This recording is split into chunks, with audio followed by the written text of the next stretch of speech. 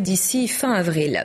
L'économie trinque, le budget de l'État aussi. Confirmation officielle des chiffres évoqués la semaine passée, 20 milliards d'euros de déficit en 2009. Cela dit, les autorités fédérales tempèrent. La situation est, selon eux, moins grave que prévu. Baudouin Rémy.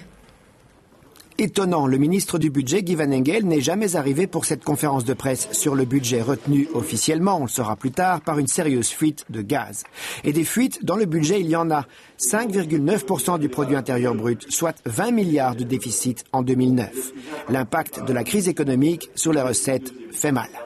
C'est évidemment le fédéral qui subit le choc de la crise en laissant filer ses recettes et en ayant un certain nombre de dépenses supplémentaires en matière sociale.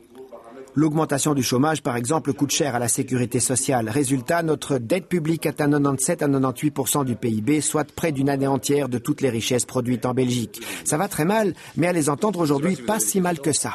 Nous faisons mieux que les pays voisins. La moyenne européenne voit une détérioration plus forte de la dette comme des déficits. Cela veut dire que nous parvenons à réaliser l'équilibre difficile entre ne pas, arrêter le retour de la croissance tout en assainissant nos finances publiques. En 2010, nous sommes un des seuls pays à avoir un résultat pour 2010 moins mauvais que celui de 2009.